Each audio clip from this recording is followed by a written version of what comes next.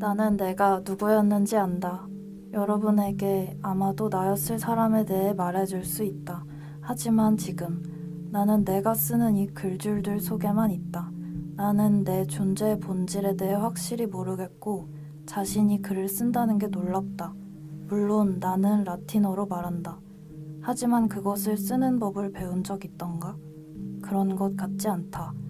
라비니아라는 내 이름을 지녔던 누군가는 확실히 존재했지만 그녀는 자신에 대한 나의 생각 또는 나에 대한 내 시인의 생각과 너무나 다를 터라서 그녀에 대해 생각하는 건 나를 혼란스럽게만 한다. 내가 아는 한 나에게 어떤 현실성이라도 부여한 것은 시인이었다. 그가 글로 쓰기 전에 나는 가장 희미한 인물이요. 어느 혈통 속에 들어있는 이름 하나에 지나지 않았다. 나에게 활기를 불어넣고 정신을 차려 나의 삶과 자신을 떠올릴 수 있게 만든 것은 그였다. 내 삶과 자신을 나는 생생하게 온갖 감정들과 함께 기억한다. 그 감정들은 글을 쓸 때 가장 강렬하게 느껴진다. 아마도 그것은 내가 기억하는 사건들이 오로지 내가 그것들을 쓰는 동안에만 또는 그가 썼을 때에만 존재하기 때문일 것이다. 오슐러 르긴의 라비니아.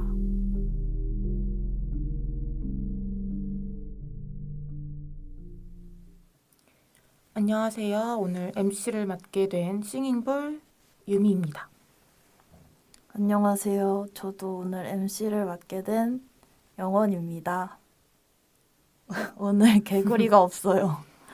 네, 집에 일이 있다고 조카가 온다 그래서 네, 없습니다. 그 대신에 새로운 손님들을 모셔봤는데요. 불시에가 이렇게 새롭게 개편을 했어요. 그래서 이제부터 몇몇 시인분들 모여서 대화 나눠보는 시간 가지려고 해봅니다. 네, 특별한 날인데요. 불시의 첫 게스트 인사드리겠습니다. 인사해주세요. 네, 안녕하세요. 안녕하세요. 저는 고성경입니다. 아, 이게 따로따로 하는 게 아닌가요? 저는 유선혜입니다. 네. 네, 반갑습니다. 네, 반갑습니다. 살짝 어색한 기류가 있는데요. 좀 두 분에 대해서 영원 시인이 소개를 해주세요. 아, 네. 진짜 어색하네. 사실은 고성경 씨는 저는 저희 304 낭독회 2년 전에 우연히 한번 뵌 게 다고 유선혜 씨는 오늘 한 30분 전에 뵈가지고 근데 이 좁은 밀실에 이렇게 밀도 있게 함께 있으니까 아직은 약간 어색한 기류가 있습니다. 이게 얼마나 풀릴지가 오늘의 관건이 될 것 같은 예감이 듭니다. 네. 다시 소개해 주세요, 영원. 아, 네. 고성경 씨는 22년도 조선일보로 작품 활동 시작하셨고 시집 샤워젤과 소다수, 심장보다 단단한 토마토 한 알, 산문집 내 꿈에 가끔만 놀러와 29.9세 등이 있습니다. 유선혜 시인은 22년도 현대문학으로 작품 활동 시작하셨고 시집으로 사랑과 멸종을 바꿔 읽어보십시오, 모텔과 나방 등이 있습니다. 네, 두 분 다 22년도 등단이시고 또 비교적 최근에 이제 또 책을 내셨어요. 그래서 와, 이렇게 열심히 하는 시인들이라니라는 생각이 있었습니다. 네, 오늘 이렇게 뵙게 될 것 같다는 예감을 저희는 사실은 작년에 하긴 했어요. 이제 영원 시인 되게 강력하게 나의 두 친구를 소개하고 싶다라고 해서 사실은 저희가 우리 좀만 참아봐. 우리 좀 더 꼴을 갖추고 손님을 모셔보자. 아직 꼴이 약간 넉마를 입고 있는데 우리가 여기서 이 넉마를 같이 입을 수 없잖아. 막 이런 느낌이었는데 그럼에도 이제 영원히 아니야. 지금이야 해서 그래 그렇게 해볼까라고 해서 초대를 했습니다. 처음 이제 영원히 초대한다고 하셨을 때는 어떠셨어요, 두 분? 어떻게 꼬드기던가요? 저희는 사실 그 내막까지는 모르고 그래 영원이가 해봐 그러고 잘 모르거든요. 사실은 꼬드기는 과정이 별로 없었어요. 그냥 갑자기 단톡방에 저희를 초대를 해서 저희 셋의 단톡방이 만들어진 거예요. 그래서 2월에 와줄 수 있어? 했는데 저는 이렇게 본격적인 건 줄 몰랐고 되지 하다가 그냥 오게 된 거예요. 오. 저도 조금은 그냥 편안한 분위기 속에서 약간 도란도란 얘기 나누는 그런 분위기 아닐까라고 상상을 했던 게 저는 들어본 적이 있거든요. 게스트에 여러 번 제가 들어봤기 여러 번 때문에. 들으라고 네. 하기에 고맙습니다. 네, 들어봤기 때문에 뭔가 도란도란 그냥 소박하게 이야기 나누는 자리인 것 같아서 흔쾌히 네, 오겠다고 했지요. 사실 저희가 보통 그랬어요. 근데 오늘 좀 저도 사실은 와서 매우 놀랐습니다. 아, 꼴을 갖추기 위함이었나요? 저는 꼴이 이렇게 여기? 갖춰졌을지 몰랐어요. 그러게 너무 갖춰졌어 지금. 그러니까 지금 저희는 사실은 인천에서 이제 도서관에서 이제 보통 녹음을 하는데 손님들 오시면 인천까지는 너무 멀지 않느냐 해서 스튜디오를 빌렸는데 이제 또 여기에는 아마 영상에는 담기지 않지만 지금 현장에 놀랍게도 건누리 시인도 오셔가지고 영상을 또 찍어주고 계세요. 그래서 조금 이렇게 작은데 시인의 밀도가 너무 높고 지금 난감하다 했는데 이렇게까지 약간 대대적이라서 이것은 모두 영원이가 짠 판입니다. 그래서 영원은 이럴 생각이었나요? 이렇게 대대적일 생각이었어요? 그거 뭐 어떻게 얘네 불렀는데 좀 다락방에서 할 수 없죠. 근데 이제 대본을 줬는데 이제 성경이가 생각보다 본격적인데 이러는 거야. 대본 나는 이거 더 해야 되나? 이런 생각이 좀 들긴 했는데 아니야 그러면 또 너무 오바다 이런 생각이었습니다. 그러셨군. 근데 이렇게 세 분의 어떤 친분 관계는 어떻게 되시는 건가요? 어떻게 친해지셨는지도 좀 궁금해요. 안 친하신가요? 원래 이 성경이라는 아이와는 친분이 있었고 음. 그 성경이가 이제 선혜 시인을 랑 친해져가지고 근데 그래서 사연이 있는데 사실은 성경 언니가 영환이를 소개해줬어요. 근데 그날도 저랑 성경 언니랑 처음 만난 날이었어요. 그래가지고 이게 어떻게 된 거냐면 그러니까 각자 할 일하기 모임을 제가 너무 할 걸 안 해가지고 인스타에 그냥 친구들이랑 하고 싶어서 올렸어요. 몇 시에 각할모 하실 분? 근데 성경 언니가 DM을 보낸 거예요. 근데 알고 보니까 저희가 엄청 가까이 사는 거예요. 그래서 저는 완전 편한 마음으로 노트북만 들고 쫄래쫄래 나갔는데 카페에서 일을 하다가 갑자기 언니가 술을 마시자는 거예요. 근데 그것까지는 저는 괜찮았어요. 근데 갑자기 약간 브레멘 음악대처럼 한 명 한 명 불러 모으는 거예요. 그러다가 그래서 갑자기 7명이 된 거예요. 우와, 거기 근데 그중에 영원이가 있었고? 네, 맞아요. 근데 영원이도 뒤늦게 또 불러가지고 언니가 오고 그래서 그때 술을 엄청 많이 먹고 근데 사실 저는 좀 내향인이거든요. 진짜 내향인이에요. 그래가지고 처음 보는 사람이랑 많이 있으면 기가 좀 빨리는데 그날 이제 너무 당황한 거죠. 근데 마지막에는 그런 줄 몰랐는데. 근데 약간 술을 마시면 괜찮아져가지고 약간 될 대로 되라 싶어서 엄청 재밌게 놀았습니다. 그래서 그때 영원이도 알게 됐고 원래 알았죠 저는. 근데 그때 이제 처음 보고 엄청 재밌었어요. 그래서 약간 성경 시인이 피리 부는 시인처럼 맞습니다. 좋네요.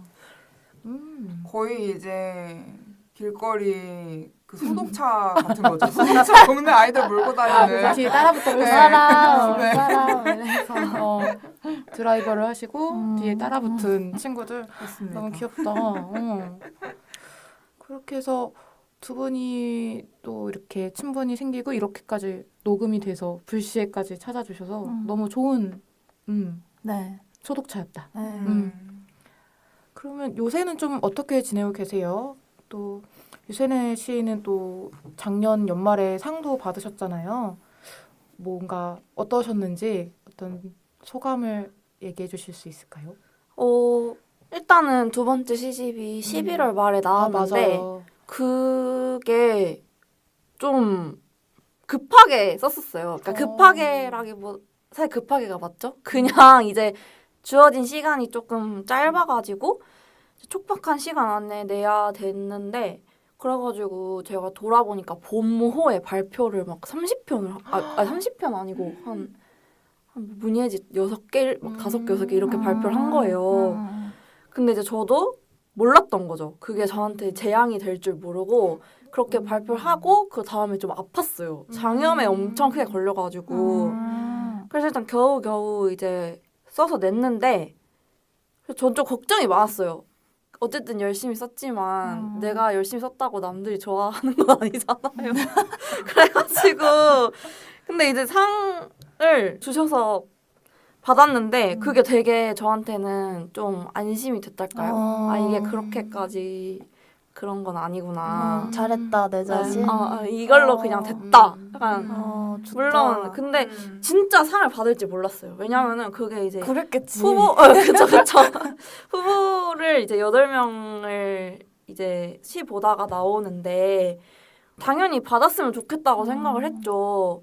근데 그 약간 어떤 느낌이냐면 저희가 이제 연예인을 되게 덕질을 할 때 이 연예인이랑 결혼하고 싶다는 생각을 만약에 하면 한다고 해서 그게 진짜 현실이 되기를 진심으로 바라는 거 아니잖아요. 너무 극단적인 얘기 아닌 것 같아요. 아니 상 받는 얘기가 아니 근데 저한테 그랬어요. 느낌이. 그래서 누군가요? 그 연예인은 누군가요? 예시입니다. 예시. 제 경험이 아니고 왜 저를 이렇게 조롱하시죠?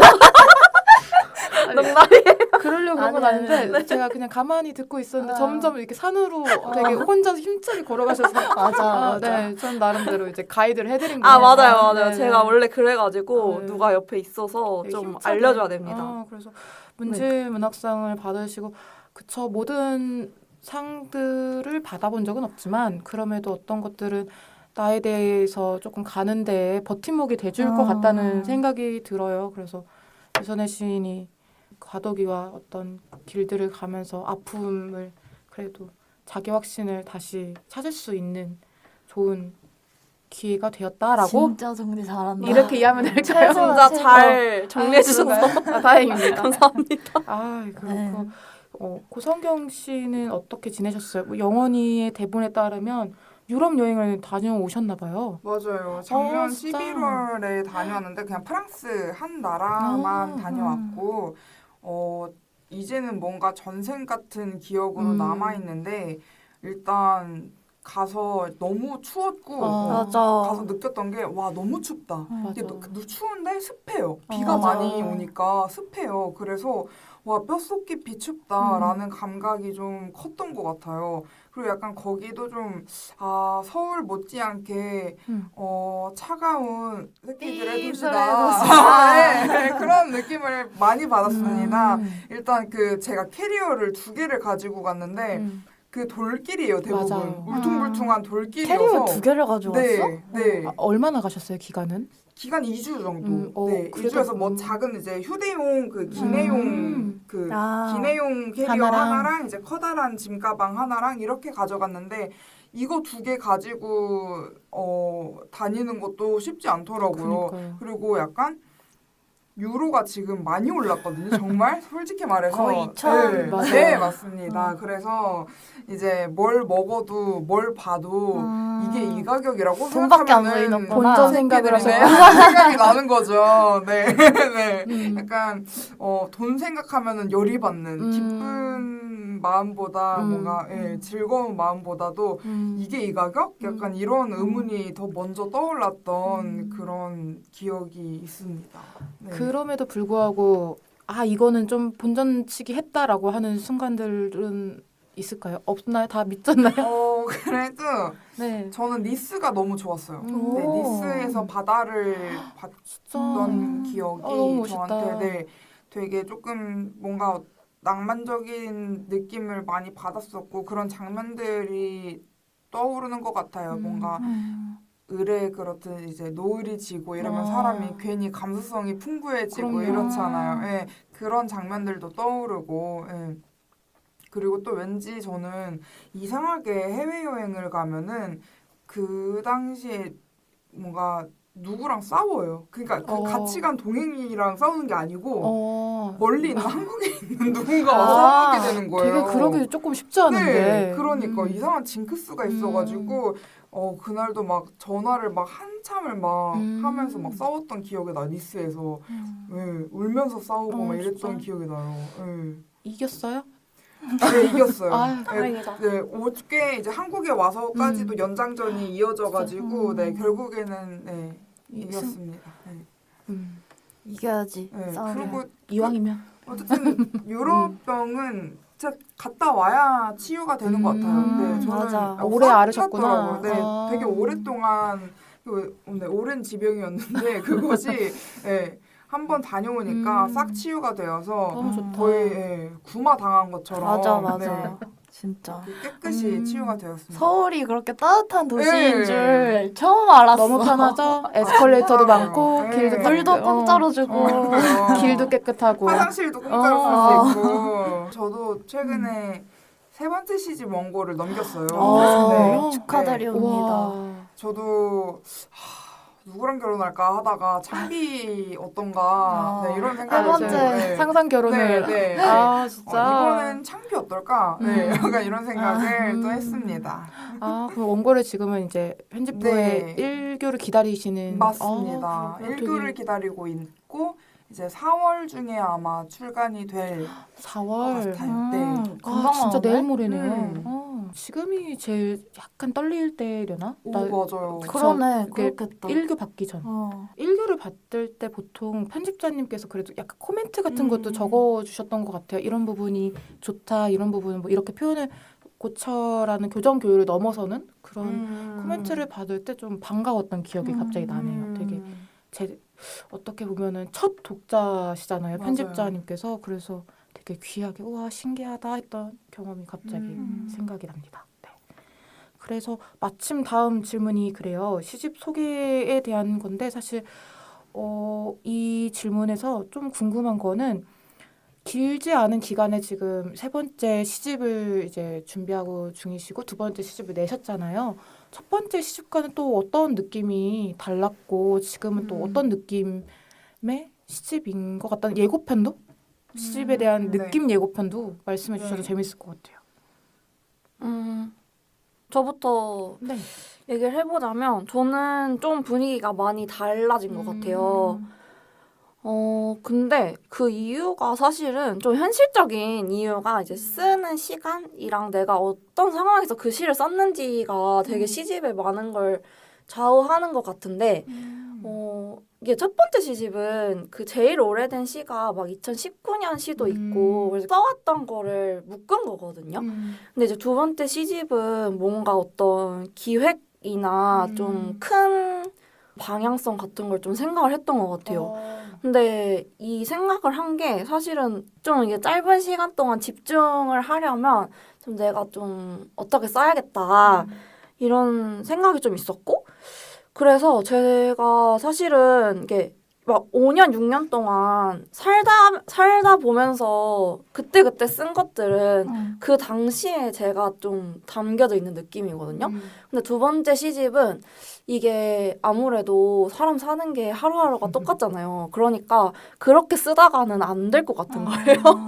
그래가지고 쓸 것도 없고 그래가지고 이제 좀 내 옛날 얘기? 과거? 아니면은 오히려 내 자신의 얘기가 아니라 좀 어떤 소설의 인물과 비슷한 화자를 만들어보면 어떨까?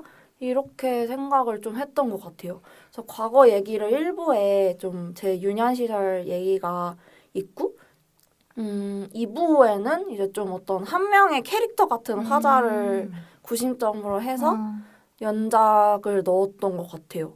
그리고 이제 3, 4부는 이제 나머지 근데 물론 3, 4부도 중요하긴 하지만 어쨌든 1, 2부에 애정이 많이 가고 그렇게 쓰여졌던 것 같습니다. 그래서 네 아무래도 과거 얘기다 보니까 좀 더 이제 막 밝고 그렇기보다는 어두운 쪽이 되지 않았나? 이런 생각도 들어요.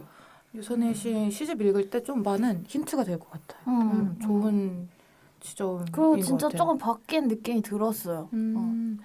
아무래도 저는 이제 두 번째 시집은 시기가 저는 사실 보고 조금 놀랐어요. 일단 나왔다는 거에서 일단 놀랐었어요. 내가 벌써 내셨다니. 그래서 우와 하고 이제 현대문학이라는 시집 특성이 조금 더 뭐랄까 기획적이고 그래서 밀도가 있는 느낌이라서 되게 대단하다, 재밌다라고 하면서 읽었습니다.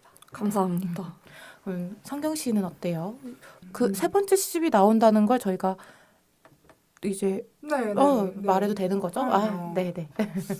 첫 시집이 사실은 또 예상치 못하게 많은 사랑을 받았었기 때문에 제가 그 사랑의 달콤함을 좀 맛봤잖아요. 읽기가 싫은 거예요. 너무 불안한 거예요. 이것이 사라질까봐 너무너무 불안한 거예요. 그래서 정말 날 계속 사랑해 주세요 하면서 만들었던 게 약간 이 집이었던 것 같아요. 사실은 네. 좀 계속 사랑받고 싶다라는 마음이 너무너무 컸었고 그래서 이제 좀 이런저런 피드백들, 그러니까 리뷰들에 이제 어떤 의견들이 있었을 거 아니에요. 뭐 이런 부분은 좀 아쉬웠다, 혹은 뭐 이런 부분이 좋았다 하는 그런 피드백들을 적극적으로 좀 수용하고자 노력을 했던 것 같아요. 지금은 그 부분에 있어서 사실은 좀 너무 눈치를 많이 봤다. 사람들 눈치를 너무 많이 본 것 같다는 생각을 하지만 어쨌든 그때 당시에는 내가 받았던 사랑에 대한 두려움과 더불어 상실하고 싶지 않은 그런 집착, 네, 그런 게 좀 컸던 것 같아요. 세 번째 시집으로 와서는 약간 조금 달라졌는데 태도라는 것이 어떤 식으로 달라졌냐면 지난 시간 동안에는 그 사랑을 잃지 않기 위해 좀 애쓰고 또 집착하고 이랬더라면 지금 내가 그렇게 받았던 사랑을 어떻게 돌려줄 수 있을까로 좀 바뀌었던 것 같아요. 네, 좀 돌려주고 싶다. 내가 받은 사랑을 좀 구체적으로 돌려주고 싶다라는 마음에 이르렀어요. 그런 고민을 하면서 여러 가지 뭔가 사랑의 이제 부산물처럼 따라오는 어떤 집착적인 감정들 이런 것들에 대해서도 생각을 해보고 또 사랑의 어떤 이면성들 네, 이런 것들을 많이 고민했던 것 같습니다. 네. 너 왜 이렇게 말을 잘해? 되게 인상적인. 나는 사랑을 돌려드리고 싶다라는 말까지는 아니. 그 일반적인데 구체적으로 돌려주고 싶다는 건 좀 인상적이네요. 뭐 대본이 있는 줄 알았어요. 그러니까 나도 그냥 생각해서 말한 거야? 네. 저도 이렇게 해서 봤어요. 뭐가 어디 대단하다, 써 있나 아니면 진짜. 자기만 보이는 펜으로 써놨나. 아니 저는 계속 시간 없었다 막 이런 얘기 하는데 아, 옆에서 언니가 막 의젓하게 사랑을 되돌려주고 싶다. 그러니까. 구체적으로 되돌려주고 싶고. 언니는 언니다. 그럼에도 인상적인 거는 이 좋은 길지 않은 이 대목에서 네, 네. 집착이란 말이 엄청 많이 나와서 되게 신기한 대목이다라는 생각이 들었습니다. 약간 유선혜 시인의 두 번째 시집을 읽을 때에 대한 힌트와 이제 곧 나올 세 번째 시집에 대한 어떤 프리뷰? 구체적으로 돌려준다는 사랑이 무엇일지 좋다. 그것이 좀 궁금합니다. 네. 이제 제가 불시의 첫 게스트 분들을 누굴 모실까 하다가 성경이랑 선의 생각이 나서 허블 MG즈라고 한번 붙여보았는데요. 그 작년 11월에 출판사 허블에서 SF 엔솔로지 시집인 뭐 사랑도 있겠고 인간 고유의 특성이 나왔는데요. 이 방송이 이제 나오면 그 인스타 스토리와 유튜브 댓글에 감상 후기 등을 달아주시면 그 허블에서 3분을 추첨해서 SF 시집을 드린다고 합니다. 그 스토리에 허블과 불시의 계정을 태그해서 올려주시면 좋을 것 같아요. 네, 많이 참여해 주세요. 아마 방송을 올릴 때 한 번 더 정리해서 올라가지 않을까라는 생각을 합니다. 네, 다시 이제 SF 시집 얘기로 넘어가 볼까 해요. 이게 시집 엔솔로지로는 거의 처음으로 1위를 찍지 않았나요? 판매 알라딘에서. 그래서 진짜 신기하고 대단한 일이다. 베스트셀러를 찍다니 이러면서 너무 신기했는데 그것은 이제 사후적인 신기함에 대한 이야기고 저는 개인적으로 매우 흥미로운 지점이 있습니다. SF 시집이라는 것에 대해서. 본격적으로 얘기하기에 앞서서 이제 영원도 그렇고 성경 선의 시인도 SF 시집 청탕을 받으셨을 때 어떠셨어요? 우선은 SF도 쉽지 않고 저에겐 SFC도 쉽지 않은데 이걸 어떻게 쓰지? 라는 생각을 읽으면서도 많이 저는 지금도 하고 있습니다. 어떠셨는지 궁금합니다. 그냥 처음에는 진짜 메일이 딱 오잖아요. 네. 그냥 아무 생각 없이 하겠다고 했어요. 어. 재밌을 것 같잖아요. 그냥 그 주제가. 그래서 하기로 했는데 그리고 이제 그때는 마감이 한참 남았었어요. 맞아요. 그래서 뭐 할 수 있겠지 이러고 한다고 했는데 나중에 이제 라인업이 다 정해지잖아요. 작가분들이. 그래서 그거 봤는데 너무 생각보다 빡센 거예요. 막 김혜수 선생님도 맞아. 계시고 그래가지고 갑자기 너무 부담이 되는 거예요. 그래서 이제 한참 방황을 했어요. 그랬구나. 이게 왜냐면은 SF가 내가 이거를 사실 자유 주제로 시 3편을 쓰겠다 하면 원래 썼던 시를 고칠 수도 있는 거고 뭐 새로 이제 자유롭게 쓸 수도 있는 건데 주제가 있으니까 계속 쓰면서도 이게 SF인가? 저게 SF인가? 약간 이런 생각이 드는 거예요. 맞아요. 근데 이게 막 뭐든지 SF가 될 수 있다고 편집자님은 말씀하셨지만 사실 그건 아니잖아요. 너무 SF가 아닌 것도 있단 말이에요. 이 세상에. 아니시랍니다. 그래가지고 너무 부담이 돼서 방황을 했어요. 그래가지고 머리가 이제 터질 것 같았는데 어떻게 썼죠. 아무튼 그런 슬픈 좀 사연이 있었습니다. 저랑은 진짜 반대되는 것 같아요. 어. 그러니까 저는 사실 처음 청탁이 왔을 때 네. 저는 안태훈 시인님한테 전화를 받았었거든요. 듣자마자 이제 SF 시집 앤솔러지라는 얘기를 듣자마자 안 한다고 고민네 하면서 이제 막 안 한다고 했었어요. 저는 쉽지 않은 자신이 친구들이네. 없었기 때문에 안 한다고 했었는데 오히려 이제 태훈 쌤이 김혜순 선생님도 하시고 이렇게 그게 너무 또 달콤했던 거예요. 그 라인업과 함께 한다면 되게 좋을 것 같다. 기분이 좋을 것 같다. 너무 기쁠 것 같다. 너무 영광스러울 것 같고 그래서 그러면 어떻게 한번 나 SF가 뭔지 나 잘 모르겠는데 한번 해보겠다 라고 하고서 이제 그렇게 참여를 하게 됐었어요.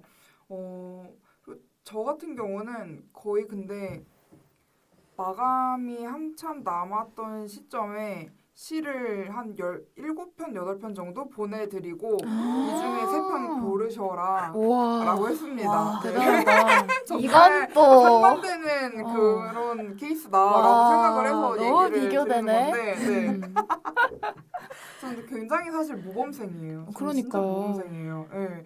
그래서 역시 구체적으로 사랑을 돌려줄 줄 아는 사람이네요. 그럼 최종 3편은 편집부에서 이제 선택을 해주신 거예요? 네네 태훈 쌤의 의견을 반영을 해서 그렇게 같이 고르게 되었어요. 안태훈 시인의 픽이었군요. 재밌네요.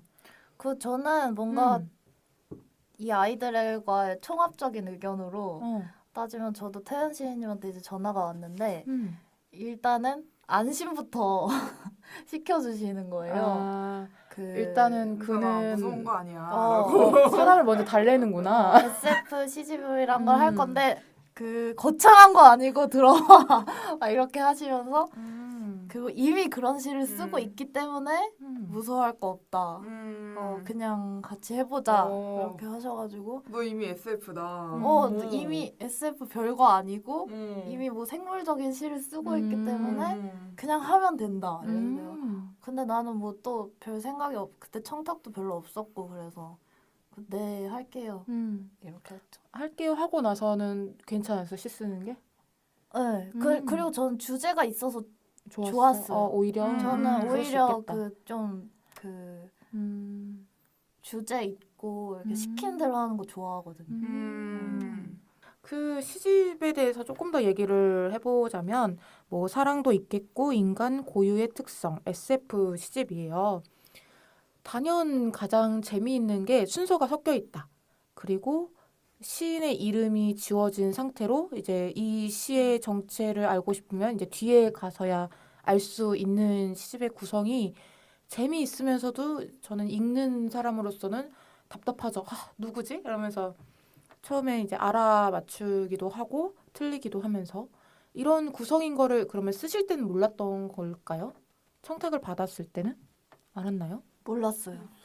시집 셋다 나오고 몰랐죠. 나서? 네. 디자인은 받아보셨나요? PDF? 네. 아, 그럼 아, 그때 알았어요. 그때 PDF를 알아요? 그때 받- 알았어요. 네, 그때 알았어요. PDF를 받고 이렇게 아이고. 됐다. 정말? 홍보. 아, 그때 어떠셨어요? 좀 당황했을 것 같긴 해요. 시인들에게. 또? 근데 또 당황할 것도 그게, 없긴 네, 하지만. 당황할 것까지는 아니었고 그냥 음. 이렇게 하는 게 더 재밌어 음. 보이겠다. 맞아. 되게 이 기획이랑 잘 맞는다라고 음. 생각을 했어요. 네. 아니요, 저는 당황했어요. 아니, 왜냐면 네. 아니, 뭔가 좀 잔인하다는 생각이 드는 거예요. 어떤 면에서? 이게 뭐냐면 아, 그럴 수 사실 있겠다. 이게 뭐 시가 막 절대적으로 잘 쓰고 못 쓰고 이런 거 당연히 없는데 막 그런 거 있잖아요. 음. 무한도전 옛날 예능 보면은 이 릴레이로 막 아니 삼행시를 하는데 네. 막 앞에서 막 박명수가 엄청 웃기면 하하님이 부담스러워 하시고 그런 게 많이 있잖아요. 아, 진짜 옛날 얘기다. 네, 네. 근데 그런 것 같이 뭔가 그게 무한도전 비유까지 써서 말해야 되는 거야.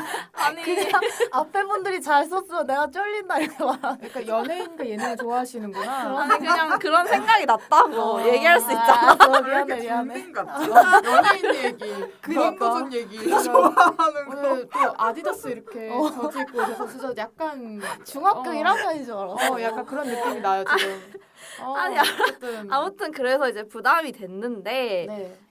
책이 나오고 보니까 사실 편집자님께서 너무 흐름을 맞아요. 잘 해주신 거예요. 재밌더라고 흐름이. 그래서 독자로서는 진짜 좋은 것 같았고 또 음. 읽다 보면서 이제 저는 왔다 갔다 하는 게 답답하면서도 그냥 그거 자체가 좀 컨텐츠 같아서 아. 저는 좋긴 했습니다. 네네.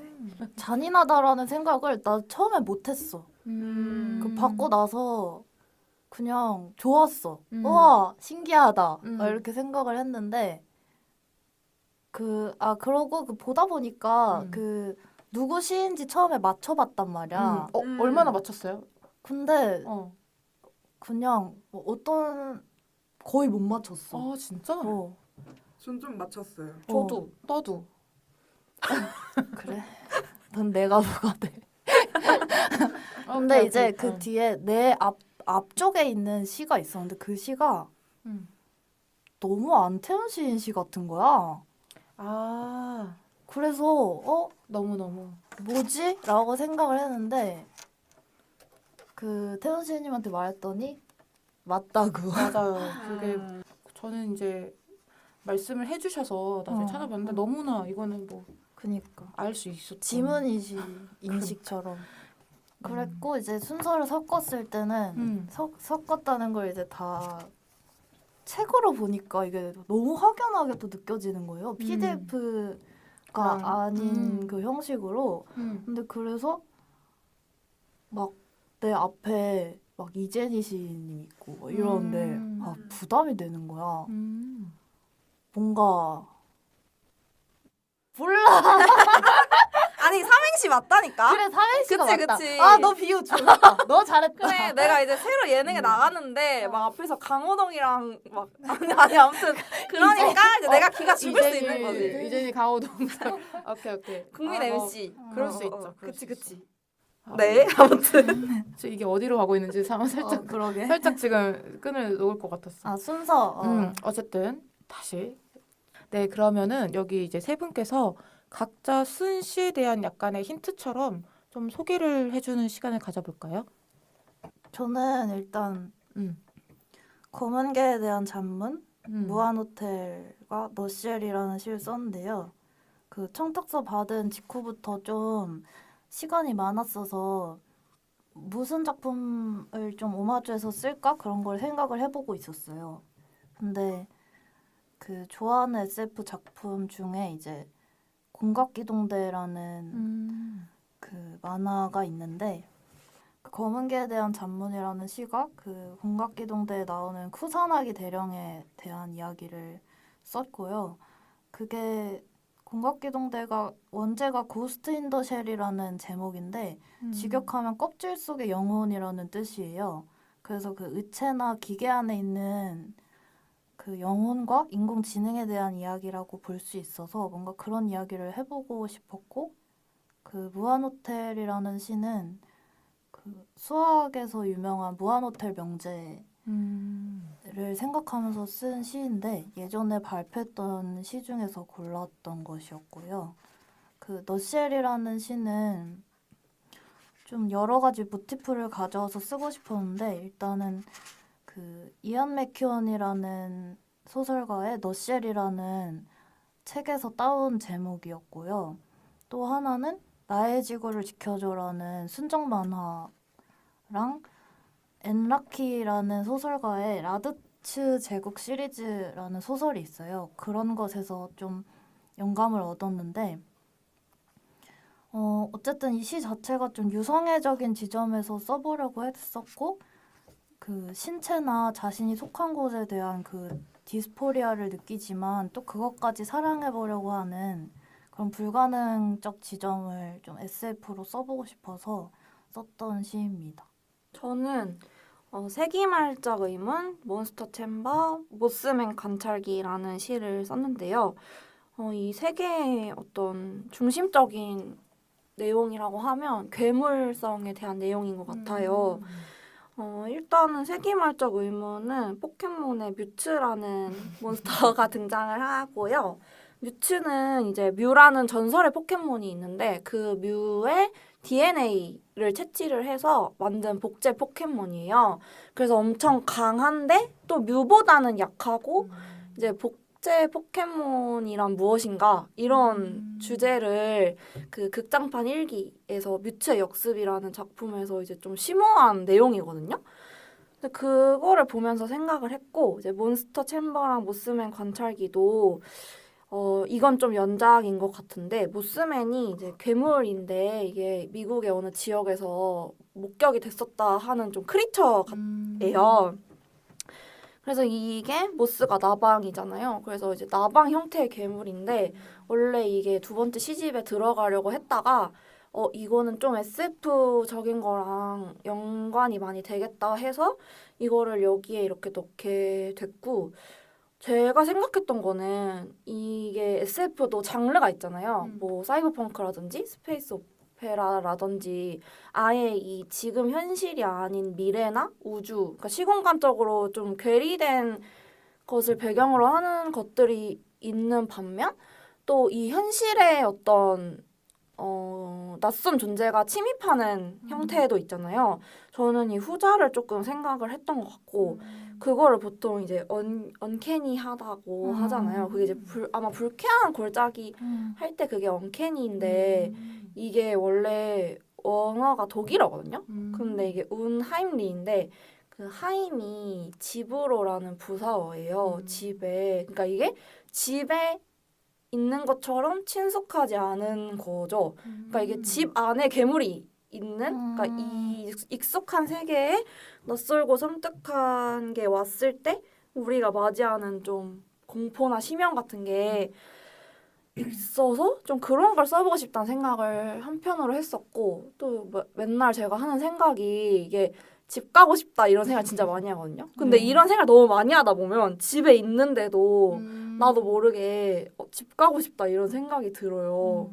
그럴 수 있죠. 다들 저 너무 그쵸, 공감해요. 그쵸. 그럼요. 근데 이게 이런 게 뭔가 집이라는 게 그냥 나 좀 쉬고 싶다 이런 상징인 것 같고 그래서 좀 이런 단어를 생각을 하면서 전체적으로 썼던 것 같아요. 좀 괴물 같은 거. 네, 그렇습니다.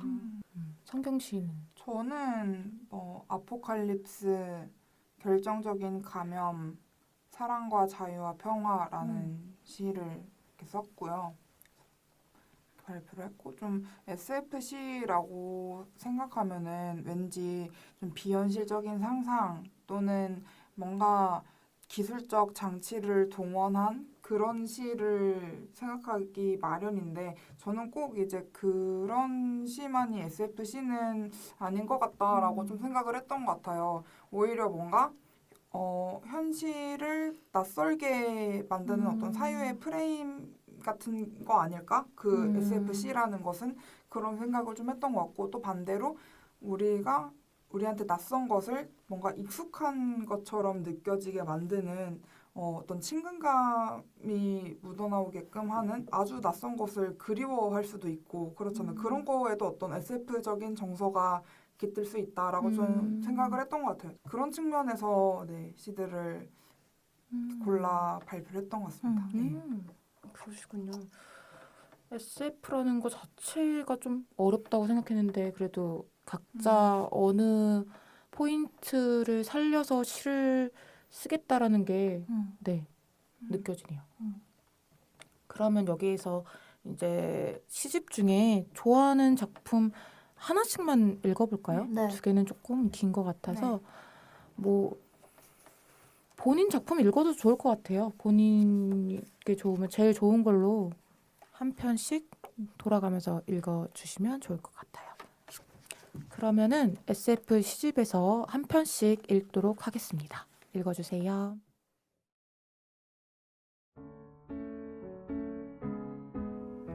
사랑과 자유와 평화. 결국은 베티와 결혼을 했다. 이렇게 될 줄 알았다. 베티는 불안한 듯이 자주 묻거나 말한다. 자기는 결혼 생활이 어때? 나랑 결혼하길 잘했다고 말해. 내가 대답한다. 나랑 결혼하길 잘했다. 평상시 베티와 나는 많은 말을 주고받는다. 밤에는 잠도 잘 못 잔다. 알약을 세어보는 일에는 이제 감흥이 없다. 어떤 때에는 분명 혼잣말을 하고 있다고 생각했는데 정신을 차려보면 베티와 대화를 하고 있었다. 오렌지 주스를 마셔야겠어. 좋은 생각이야. 조금 쉬고 맑고 아니 어쩌면 오늘은 새로운 맛이 날지 모르지. 천천히 마셔. 베티 너는? 그러고 보면 베티와 하는 연애는 투명한 우주선에 올라탄 채 자유롭고 평화롭게 우주를 누비는 것만 같았는데 이제 우주선은 깊고 어두운 심해를 떠도는 것 같다. 더 낮은 곳에서 여전히 부유하며 주변과 서로를 탐색한다. 나는 비염 환자처럼 코를 킁킁거린다. 결혼 생활이란 온갖 냄새를 공유하는 일일까? 베티는 사랑보다 오래 버티는 냄새를 더욱 아껴줘야 한다고 속삭였다. 그렇다면 베티, 너와 나 둘 중에 하나가 멸종해야 한다면 어떻게 할 거야? 그게 우리 사이에 남은 마지막 질문이야? 하지만 자기야, 그러니까 당연히 내가 사라질 거야. 자기는 살아서 나를 기억해야지. 그 말에 나는 그간 베티에게 충분히 잘해주었는지 곰곰이 생각해야 했다. 오렌지 주스를 마시고 난 컵을 씻기 위해 손에 고무장갑을 끼고 수세미를 들었다. 물과 세제를 묻혀 비비면 부드럽고 뽀얀 거품이 일었다. 자기는 결혼 생활이 어때? 말로 안 해도 느껴지는 마음이 있지. 가끔은 내가 사람인 줄 착각하게 만든다니까. 베티의 말에 혼잣말과 웃음을 동시에 터뜨렸다. 당신 참 바보 같군.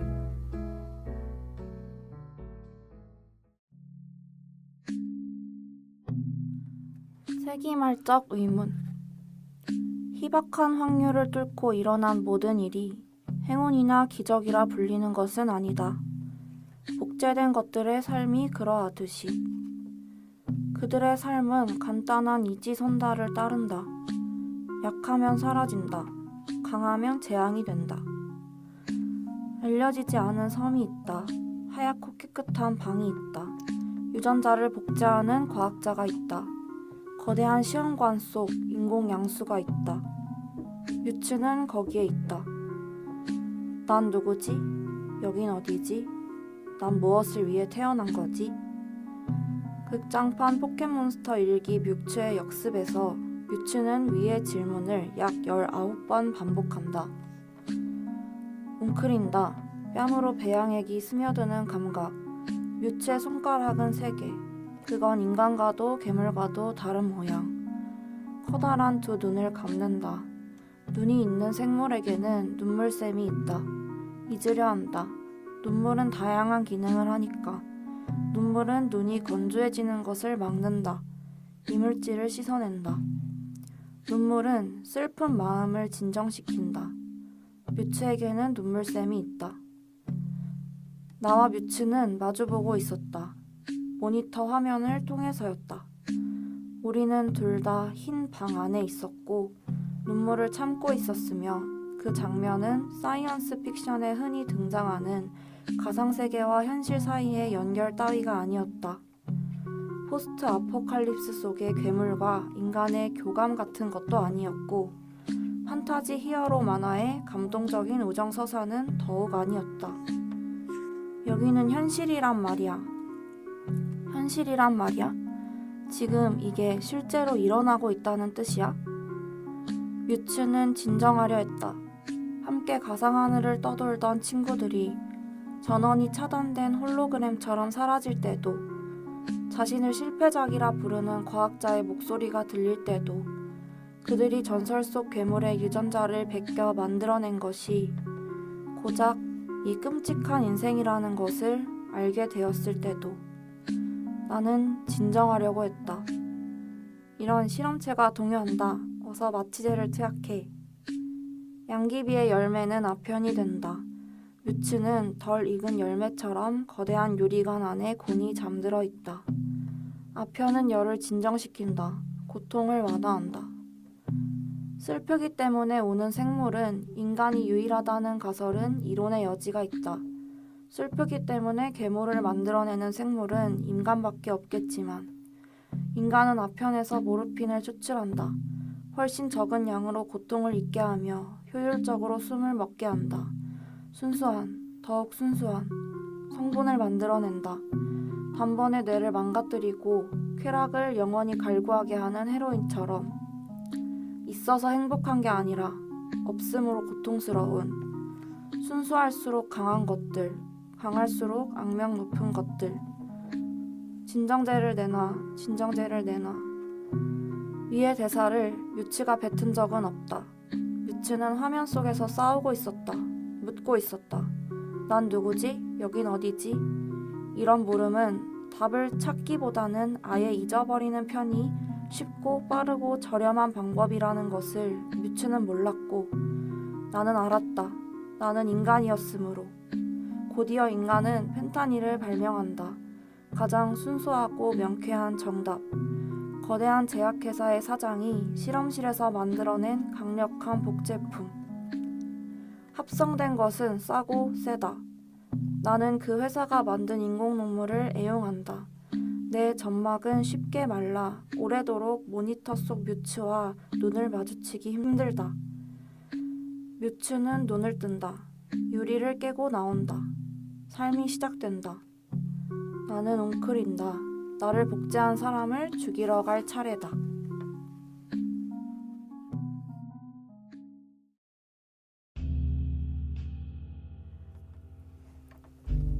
너쉘. 썬데이라는 단어가 있어. 무슨 뜻이야? 모든 걸 잊겠다는 뜻. 그가 내게 어젯밤 꿈에서 자신의 전생을 보았다고 했지. 그럼 넌 운명론자인 거네. 그는 자주 자신이 느끼는 감정이 필연적이며 타당하다고 말한다. 필연은 슬픈 게 아니잖아. 그는 필연이 우연보다 비참하다고 말한다. 우연은 필연 안에 종속되어 있다고 말한다. 그는 전생의 다른 행성에서 별을 지키는 과학자로 함께 일하던 수많은 동료들은 병으로 죽었고 그는 최후의 인간이었다. 자신은 사명을 완수하지 못했고 그렇기에 이토록 슬픈 것이라고. 나는 그를 이해할 수 없지만 나의 방식으로 공명하려 한다. 내가 가진 모든 것으로 그를 끌어안아 보려 한다.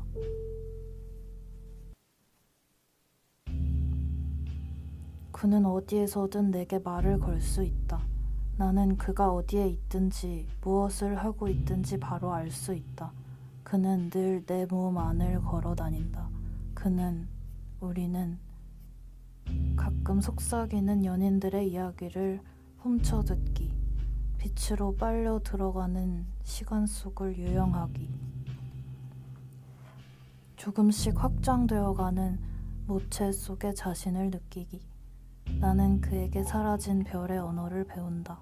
내가 모르는 형식의 간단한 문장과 문법이 기계의 언어처럼 들릴 때 그는 비유에 대해 설명해 준다. 언어는 축소할수록 아름다워지는 경향이 있다. 지키다라는 문장은 무슨 뜻이야? 지키다는 머무르다, 유지하다. 지키다는 보호하다, 따르다. 지킨다는 다짐, 신념. 다짐은 기다리다. 무언가를 기다리겠다는 뜻. 오랫동안 기다리겠다는. 먼데이라는 단어가 있대. 무슨 뜻이야? 무언가를 기다리기 시작했다는 뜻. 나는 최후의 행성에서 도망쳐 나온 수백만 명을 싣고 항해하는 거대한 푸른 함선이었다. 우주를 떠도는 오래된 함선이다. 그는 내게 탑승한 한 인간이었다. 몇 세기를 살아온 나는 그의 선조 모두를 알고 있다. 그가 태어났던 시절을 기억한다. 그는 억겁의 시간 동안 내게 처음으로 외롭지 않느냐는 물음을 한 최초의 인간이었다. 나의 애인은 인간이다. 내가 살아온 시간의 일부를 살아온.